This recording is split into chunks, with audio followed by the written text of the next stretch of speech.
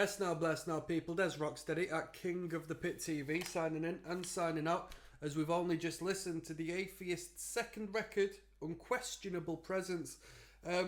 It got recommended on the Patreon by my man Nick, who's been putting out some good metal music.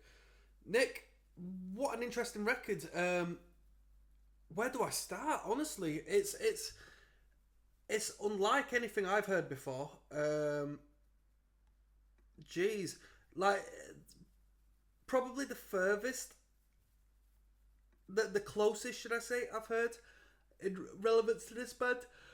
It might be Gorguts, and then Obscura, because I didn't mind Obscura's debut record back in the day when I was younger. Yeah, this is interesting stuff. It's a beautiful thing to have relatively short metal songs with only 8 songs on the record, because there's no time to waste.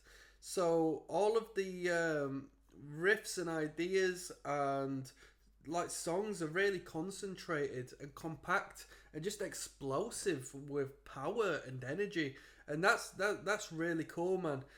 So I really like it in regards to that. I haven't found any reference to this being a remaster anywhere.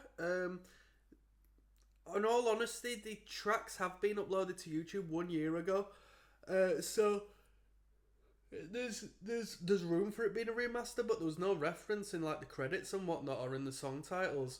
But the production's really good production, really clear, really clean, and it actually correlates well with the album artwork. It's like quite bright and vibrant, especially for a death metal record.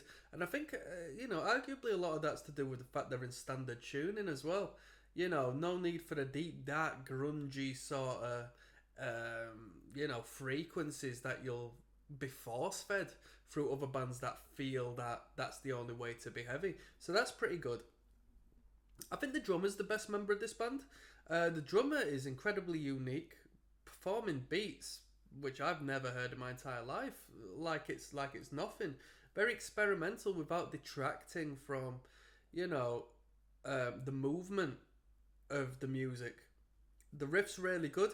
I assume the guitarists have written the music, so whoever wrote the music, as far as like the melodical aspect and the riffing and whatnot, that goes without saying, doesn't it? Really, all the dodgy timings and this and that. Really good. Bassist, I assume it was a fretless bass because it was a very, very fruity bass to say the least. So I assume it was fretless. A fretless bass would fit in this record perfectly, fit in this band perfectly. I've not heard the first album, but one of the comments just on the last track said that this was better than the first album, so somebody's going to have to tell me about that. And if you do want me to check the first record out, you're going to have to give me a shout on that. With all that being said, is this my sort of music? Not really, no.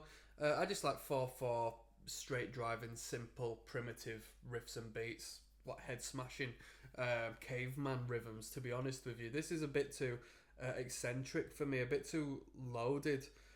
So I would have to detract a few points for that, just down to my personal taste. But it was unique, creative. People saying jazz elements, I can hear it here and there, but I'm not big on jazz, so I can't really. I don't just associate chromaticism and like dissonance with jazz music just for the sake of it.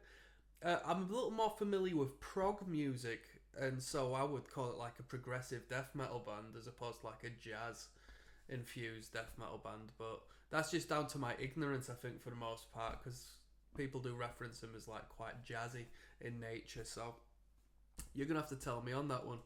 I don't listen to like zany music when it comes to that. If there's any jazz I like, it's probably just nice, clean, big open chords and soothing sounds as opposed to the more weirder side of things. But this was a good record. I've got friends who are into this band, so it was good to be able to check this one out. What else do I have to say, really? The vocals were pretty cool. It was such a cool listen that you forget it's a death metal band. Death metal you associate with like extremity, and not to say this isn't extreme, because it's extreme in a whole different new way, but it's it's so multifaceted. The writing is so multifaceted, and the way it's been recorded is so like more than just death metal that it detracts from, you know, the box that you exist in when it is a death metal band. With that being said, I'm gonna give this record 6 out of 10. And I give that for two reasons, from two perspectives.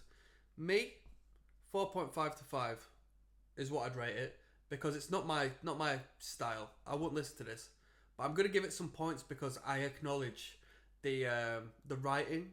I acknowledge the capability needed to perform this sort of music, and especially in '91 to come out with a product such as this. The sound engineering is really good, and I adore the fact there's only 8 tracks on here. I'm gonna have an estimate and say the record's probably like what, 35 minute long. 35 minute. Let's call it 35 minute. You tell me if I'm wrong. And because of that, I got to give a couple of points. I rate it on that. What else do I have to say, people? What else do I have to say? Everything I needed to say has been said during the listen through. If anything, it's harder to find particular elements that you really like because it is so, you know, sporadic and all over the place. It is so zany that I would reference a particular section of a song as opposed to like a general element of the band. You know where I'm coming from? That's just the way it is because you don't know where it's heading next. But there wasn't any downsides to any of this music. And in the same way, there was no real upside as far as a highlight of the record because each and every song sort of followed the same just section. You didn't know where you were going. And it was also consistent that it was a blessing and a curse, you know? On that note, I'm going to sign out. So I'll see you on the flip side, people. Peace.